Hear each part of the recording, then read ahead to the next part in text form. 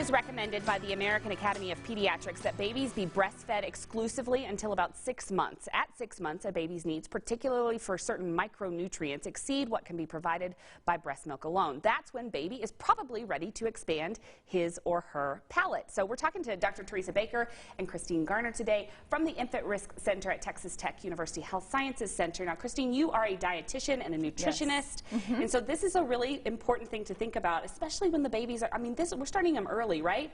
When do you kind of know that baby's ready? So babies shouldn't really need, they shouldn't really start solids until they're 6 months old.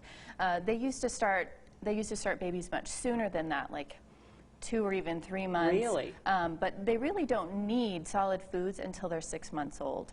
So do they start to exhibit some signs, like maybe they're ready to go on to solid foods? Yes, yes. So if a baby can sit up with minimal support and has good neck and head control, those are signs that they're ready, as well as reaching for food or watching intently as other people are eating. So that's food. Literally a sign that they're ready? Like if they're just like, oh, that looks lovely, that looks yummy. And they'll try to reach for it. Okay. They become very interested.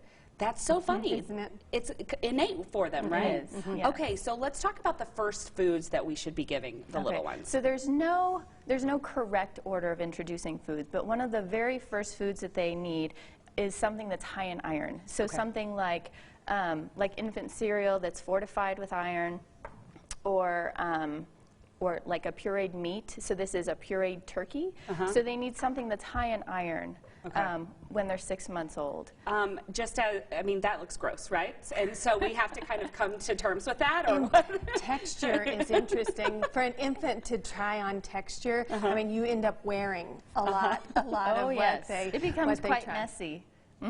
Especially when you hand them the spoon and they try to do it themselves. And when should you start? How early should you give them? Is that something you do? You can start that right away. Really? If they can bring it to their mouth, you can start trying to have them do it themselves. Okay, so outside of those two things, then do you kind of advance, sort of consistently introducing different foods per week, or what?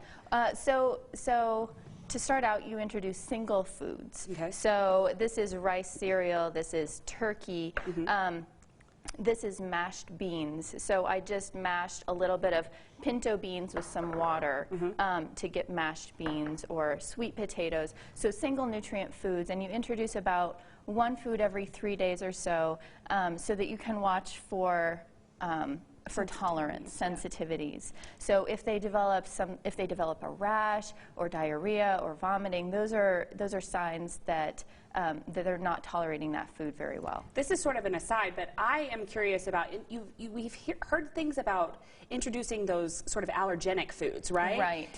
Are we doing that? Is that wise, or how do you do that? It used to be recommended that those allergenic foods like peanuts and dairy foods, tomatoes, and tree nuts, those types of things would not be introduced until 1 or even 2 years. But now, the new recommendation is to start those foods early on. So as early as soon as a baby is tolerating a few other foods, you can start introducing those foods. Okay, very interesting. And what we do, to our foods is different. No salt, no added sugar. No sugar, no salt. They're really bland. What about water? Should we start introducing water at this age? Yes. Okay. As soon as they're starting solids, they can also start small sips of water. You don't want a baby to drink more than, say, 2 to 4 ounces of water when they're starting solid food. So these are just some examples of ways that they can drink water. They can actually drink from a cup. Like just a little cup. That's not a sippy cup. Makes sense. Okay.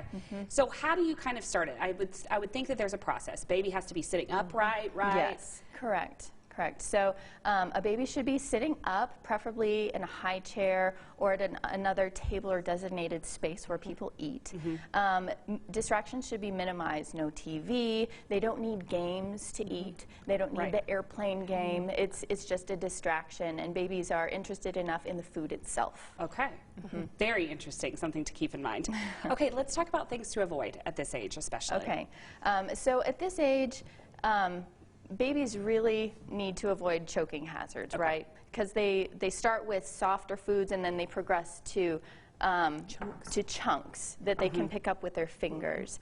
But things like whole grapes or hot dogs are a huge choking risk.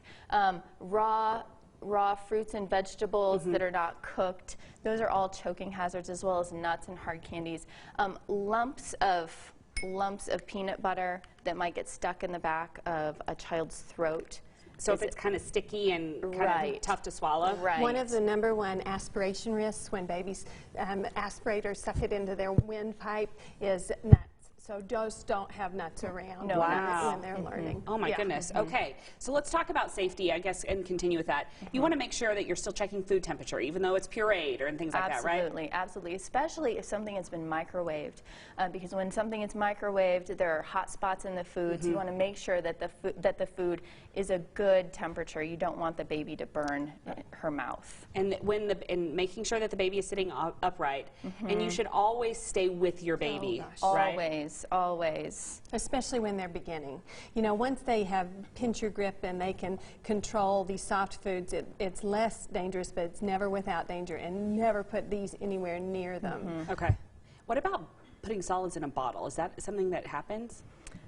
It does happen, and it should not. Okay.